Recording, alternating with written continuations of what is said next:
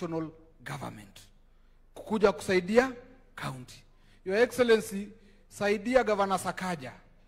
If we can get a special allocation, Your Excellency, to be able to deliver. Ukitembea saa hii CBD ameng'ang'ana. Amejaribu kuchange walkways, zinakaa vizuri. Mataa zinakaa vizuri.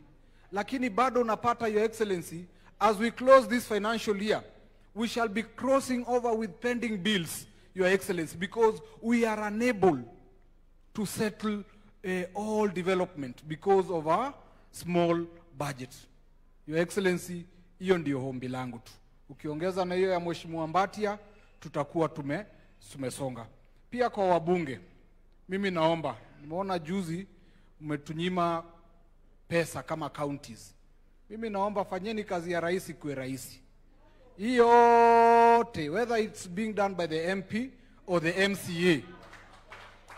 Development, whether it's being done by the MP or the MCAs or the county.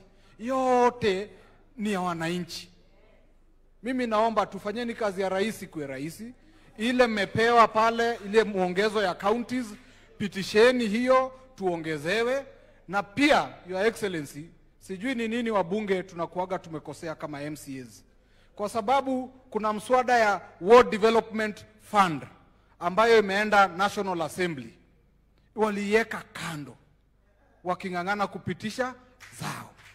Your Excellency, mimi naomba, kwa sababu that is the only equalizer that can make sure each and every ward in this country gets a fair share of development in a financial year, Your Excellency. So mimi naomba hiyo mswada pale kwa National Assembly, ongea na majority leader wapitishe, kwa sababu Senate walisha approve.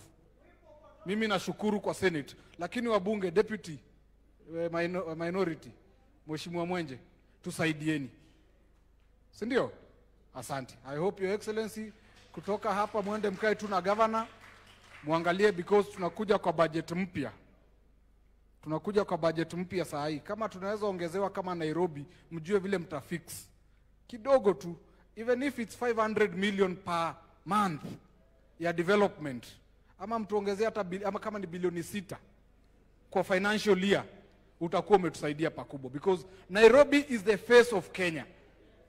Nairobi is the face of, na hatuwezi laumu governor kama haiwork, kama takataka iokotwi, kwa sababu hatuna hiyo fedha. Lazima tusaidiwe, Your Excellency. Asante.